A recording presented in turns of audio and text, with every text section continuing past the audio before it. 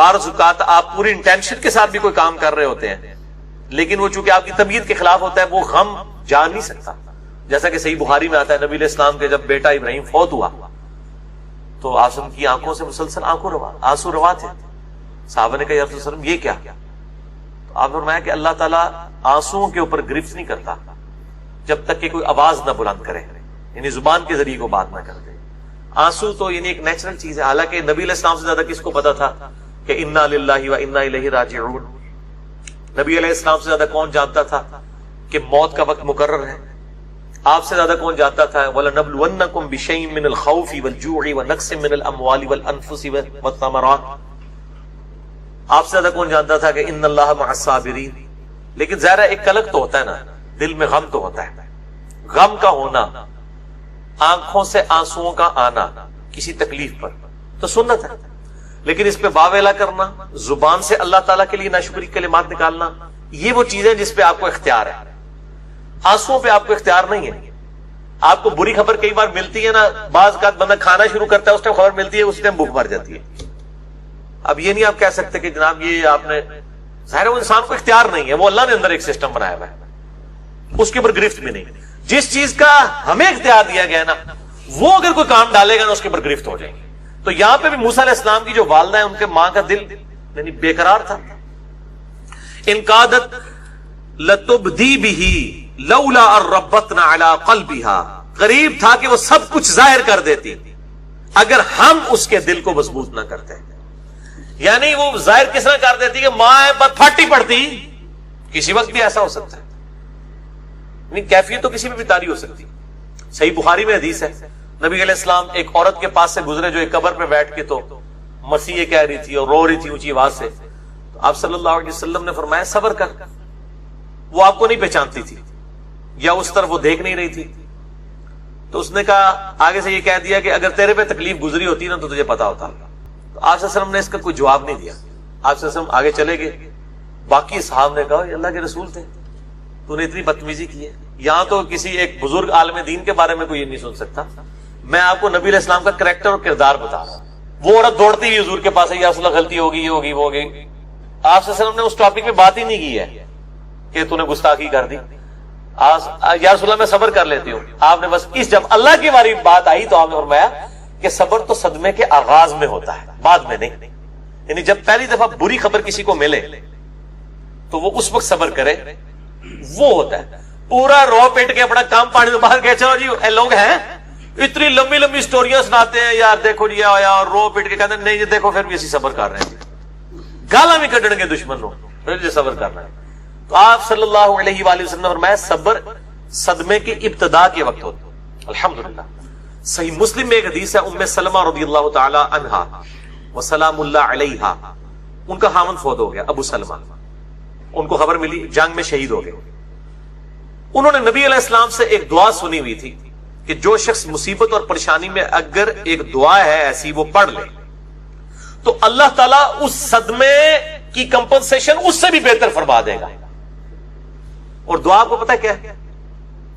انا للہ و انا الیہ راجعون. یہ مشکات میں آپ کو کتاب الجنائز چیپٹر پہلی جلد کے اندر، اس میں پہلی فصل کے اندر مل جائے گی.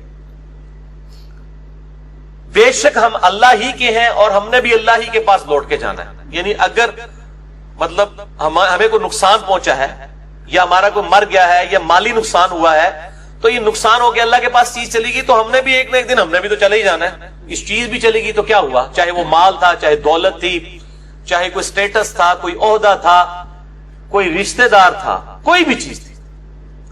اللہم اجرنی فی مصیبتی، یہ پہلا حصہ تو قرآن میں بھی ہے. اللہم اجرنی، ہم یہ میم کے اوپر جزم ہے، یعنی اس کو آپ نے جھٹکے سے پڑھنا. اللہم اجرنی فی مصیبتی، اے اللہ مجھے اجر عطا فرما اس مصیبت میں. کیونکہ بخاری مسلم حدیث ہے جب بھی کسی کو کوئی مصیبت پہنچتی ہے تو اللہ تعالیٰ اس کے بدلے اس کے گناہوں کو معاف کر دیتا ہے. حتیٰ کہ کسی مسلمان کے پاؤں میں کانٹا بھی چبھے، اسے کوئی دکھ درد اندیشہ بھی پہنچے. بخاری مسلم میں اندیشے کے بھی الفاظ ہیں. اندیشہ یہ ہے کہ بھی ہوا کچھ نہیں، ٹینشن لگ گئی ہے کہ یار کدھر نہ ہو جائے.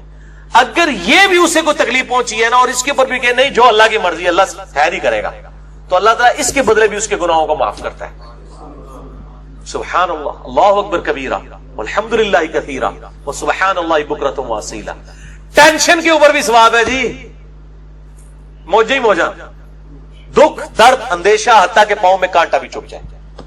تو اللہم اجرنی فی مصیبتی, اے اللہ اس مصیبت میں مجھے اجر عطا فرما, وَأَخْلِفْ لِي خَيْرًا مِّنْهَا, اور میرے لیے اس سے بہتر نعم البدل بنا دے. یعنی اگر تو نے مجھ سے میرا خاوند لے لیا نا, مجھے اس سے بہتر خاوند عطا فرما. اگر تو نے اے اللہ مجھ سے میری دولت لے لی ہے, اس سے بہتر مجھے دولت عطا فرما. اگر میری اولاد مجھ سے لے لی ہے, اس سے بہتر مجھے اولاد عطا فرما. اگر تو نے مجھ سے میرا کوئی عہدہ منصب یا نوکری لے لی ہے, اس سے بہتر مجھے میرا کوئی ذریعہ معاش عطا فرما. یعنی آن ورڈ آپ کچھ بھی کہہ سکتے ہیں. اچھا, ام سلمہ رضی اللہ تعالیٰ عنہ بار بار دل میں یہ سوچ رہی تھی کہ میں نے کہا میرے خاوند جیسا تو خاوند کوئی نہیں ہے, اس کی بہتر نعم البدل اللہ تعالیٰ کیا عطا فرما سکتا ہے. ظاہر ہے خیال تو بالکل جینون تھا. کہتی ہے جیسے ہی میری عدت پوری ہوئی, نبی علیہ السلام نے رشتے کا پیغام بھیج دیا. الحمدللہ اللہ اکبر کبیرہ والحمدللہ کثیرہ وسبحان اللہ بکرۃ واصیلا. ام سلمہ ام المومنین ہے, نبی علیہ السلام کی وہ بیوی جو سب سے آخر میں فوت ہوئی 64 ہجری میں. واقعہ کربلا بھی ان کی زندگی میں ہوا ہے. سب سے آخر میں فوت ہونے والی بیوی ام سلمہ ہے سلام اللہ علیہا, اور ان کی ہسٹری پیچھے سے ہی ہے. لہٰذا یہ دعا آپ یاد رکھیں, انا للہ و انا الیہ راجعون. اے اللہ ہم خود بھی تیری ہی طرف سے آئے ہیں, سب کچھ تیری طرف سے ہے اور تیری ہی طرف لوٹ کر جانا ہے. اللہم اجرنی فی مصیبتی, اے اللہ مجھے اجر عطا فرما میری اس مصیبت میں, واخلف لی خیرا منہا, اور میرے لیے اس سے بہتر نعم البدل عطا فرما دے. یہ میں نے بالمفہوم ترجمہ کیا جو اردو لنگوسٹک کے پوائنٹ آف ویو سے. یہ دعا جو ہے وہ آپ ضرور یاد کریں, اور مشکات کے اندر آپ کو کتاب الجنائز جو چیپٹر ہے اس کے اندر آپ کو یہ دعا مل بھی جائے گی.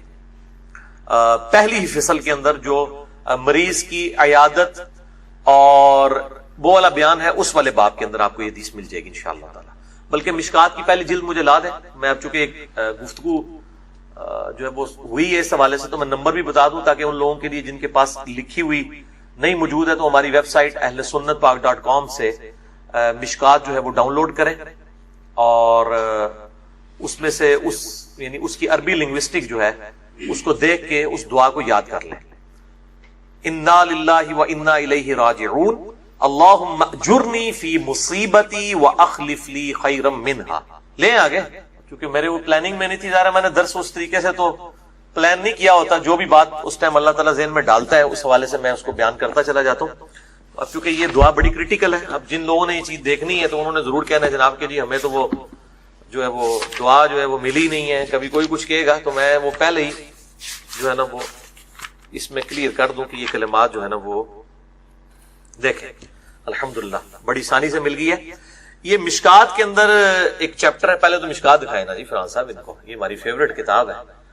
مشکات از دا انسائکلوپیڈیا آف حدیث. اہل سنت کی مین سٹریم کی 13 کتابیں, بخاری, مسلم, ابو داؤد, ترمذی, نسائی, ابن ماجہ, الموطا امام مالک, مسند احمد, سنن کبریٰ البیہقی, المستدرک للحاکم, اور کئی کتابوں کے یہ نوٹس ہیں. شیخ زبیر علی زئی صاحب رحمہ اللہ تعالیٰ کی تحکیم اور تخریج کے ساتھ اہل سنت پاک.com پہ 6294 احادیث کا یہ مجموعہ موجود ہے. آج سے تقریباً آپ سمجھ لیں 700 سال پہلے لکھی گئی ہے. امام ولی الدین تبریزی المتوفا 748 ہجری نے اس کو لکھا ہے. یہ المتوفا لفظ جو ہے فا کے اوپر کھڑا زبر ہے, لکھنے میں یہ متوفی ہوتا ہے لیکن عربی میں سے متوفا پڑھا جاتا ہے. جیسے بشرا ہے وہ بشری لکھا جاتا ہے لیکن اس کو بشرا پڑھا جاتا ہے. مستفی لیکن پڑھا مصطفیٰ جاتا ہے چھوٹی یہ کے ساتھ. تو یہ المتوفا ہے, یعنی وہ فوت ہوئے 748 ہجری میں, اور شیخ زبیر علی زئی المتوفا 1435 ہجری, یعنی تقریباً 700 سال کے بعد انہوں نے اس کی تحکیم اور تخریج کی, صحیح اور ضعیف کے حکم بھی لگائے. اس میں جو کتاب الجنائز ہے اس میں انٹرنیشنل نمبر کے مطابق حدیث نمبر ہے 1618. اس میں انہوں نے جو ہے وہ عربی, ان سے ویسے الفاظ جو ہیں وہ دوسرے لکھے گئے ہیں, انہوں نے وہ لکھ دیا ہے اللہم اجرنی فی مصیبتی, لیکن یہ لفظ ہے اللہم اجرنی فی مصیبتی، یعنی الف کے اوپر جزم اور جیم کے اوپر پیش اور باقی وہی الفاظ ہیں. میں یہ کلیئر کر دوں. وَأَخْلِفْ لِي خَيْرًا مِنْهَا، تو نبی علیہ السلام کا رشتہ ان کے پاس آیا اور وہ ام المومنین بن گئی. یہ دعا ہر وقت آپ کو، مجھے جس نے اس دنیا میں رہنا ہے اس کو غم کی خبر ملتی ہے. میری الحمدللہ عادت ہے، مجھے ذرا بھی کہیں پہ غم کی خبر کی امید ہو یا ملے، میں فوراً یہ دعا پڑھتا ہوں. ابھی تک تو اللہ تعالیٰ نے میرے ساتھ بڑی مدد والا معاملہ فرمایا ہے. یہ دعا ضرور یاد کریں. غم اور مصیبت اور پریشانی اور نقصان کے وقت جیسے ہی آپ کو پہلی دفعہ خبر ملے تو یہ دعا پڑھ لیں، انا للہ و انا الیہ راجعون اللہم اجرنی فی مصیبتی واخلف لی خیرا منہا. تو اللہ تعالیٰ بہتر، یعنی آپ کو کسی نے بتایا کہ جی آپ کو تو یہ بیماری لگ گئی ہے، ڈاکٹر نے بتا دیا، اسی وقت پڑھیں انا للہ و انا الیہ راجعون اللہم اجرنی فی مصیبتی واخلف لی خیرا منہا. ٹھیک ہے. کسی کا بچہ فوت ہو گیا، ایکسیڈنٹ ہو گیا، فوراً یہ دعا پڑھیں. وہ جو ہونا ہے وہ ہو گیا ہے، وہ نہیں ریورس ہو سکتا، لیکن دعا پڑھنا تو سکپ نہ کرے گا اس کا. اور یہ اسی صورت میں ہوگا جب اس دعا کو آپ بار بار ریپیٹ کرتے ہیں. یہ ویسے بھی آپ دعا پڑھتے رہیں، دن میں آپ کو کئی نقصانات ہوتے ہیں.